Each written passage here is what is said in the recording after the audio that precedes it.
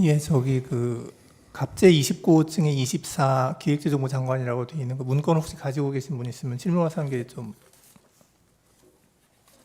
보여주시기 바랍니다.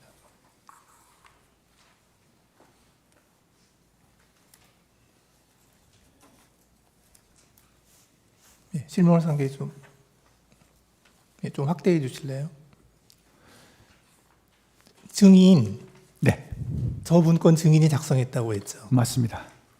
거기 사망을 보면, 네. 사망이 아니라 제일 아래쪽을 보면 국가 비상 입법기구 관련 예산을 편성할 것이라는 내용이 있습니다. 네.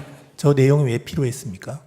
예, 요것은 아까 잠깐 제가 언급을 하긴 했는데 요걸 작성하기 전에 대통령께서 평소에 하신 말씀이 떠올랐습니다. 그게 뭐냐면 다시 한번 말씀드리면 정부 여당에서 민생 관련한 입법 법안 그리고 경제 살리기 관련 법안 이런 것들을 비롯해 가지고 한 100여 건이 거대 야당에 막혀 가지고 이게 정지가 돼 있는 상태다.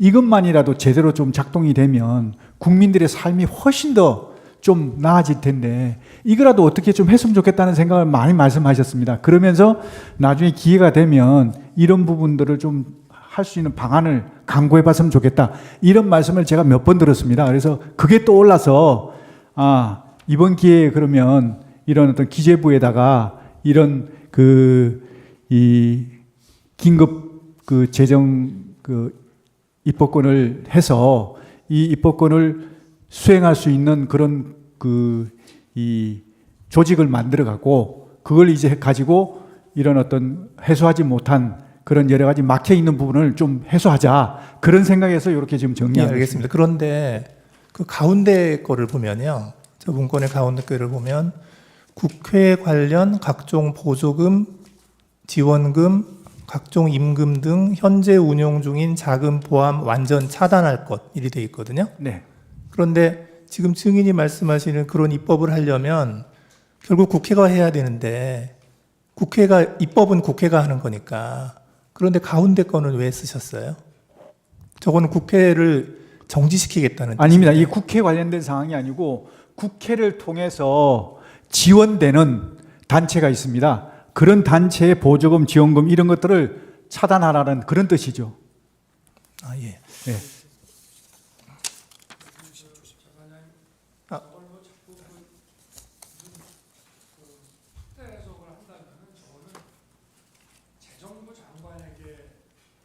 얘기할 사안은 좀 아닌 것 같습니다. 예를 들어서 저거를 국회의 존재를 부정하고 뭐 하는 그런 내용이라면은 저거는 기재부 장관이라는 거는 국회가 만든 예산을 그 예산 범위, 예산의 틀 내에서 무슨 일을 하는 것인데 저거를 만약에 굉장히 아주 극도의 정치적인 차원으로 이해를 한다면은 저거는 더구나 계엄에 대해서 반대를 하는 기재부 장관에게 줄 내용은 저는 아닌 것 같습니다. 그래서 기재부 장관에게 주무부처 장관이 저런 거를 전달했다 그러면은 저거는 좀 어떤 예산의 틀 안에서 한다는 취지로밖에 보지 않을 수 없는가 하는 게 저도 지금 문건을 보면서 갖게 되는. 근데 저기에 보면 네. 임금이라고 되어 있어서 네.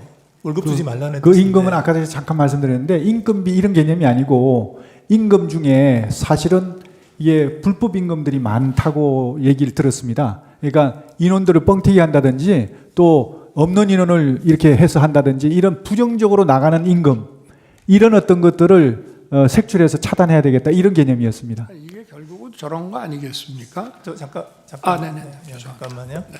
혹시 갑제 2호증 포고령 가지고 계신 분 있으면 좀 보여주시죠. 그 1항 좀 보여주시겠어요? 1항 쪽. 저 1항을 좀 확대 좀 해서. 예. 근데 제가 1.5. 그 1항을 보면 국회와 지방의회 정당의 활동, 일체 정치 활동을 금한다 이렇게 돼 있거든요. 예.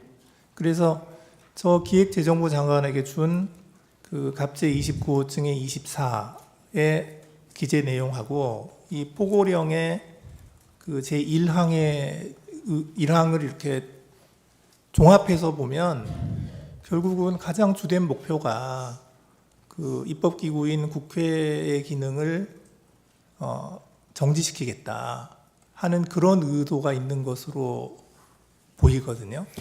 저는 솔직히 그렇게까지 하진 않았습니다. 이건 제가 아까 말씀드렸지만 국회의 기본적인 입법 활동은 당연히 존중돼야 되고 보장돼야 된다고 저는 생각하고 있습니다.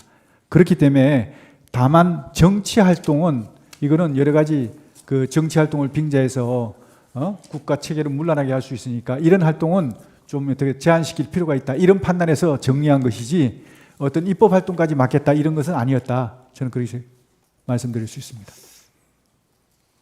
예, 그리고 그 아까 주신문에서 말씀하실 때 증인께서 국회에 병력을 투입시킨 이유가 국회 봉쇄나 침투가 아닌 국회 질서 유지였고 따라서 처음부터 국회를 봉쇄할 아무런 계획도 없었다. 이렇게 말씀하셨어요. 네. 그렇게 말씀하신 거 맞죠? 네. 그런데 실제로 보면 국회의장께서도 그 출입구로 못 들어가서 담을 넘어서 들어갔고, 그리고 일부 국회의원들께서는 그 차단한 병력들이 그 진출로를 열어주지 않아서 국회에 못 들어간 그런 경우도 있었거든요.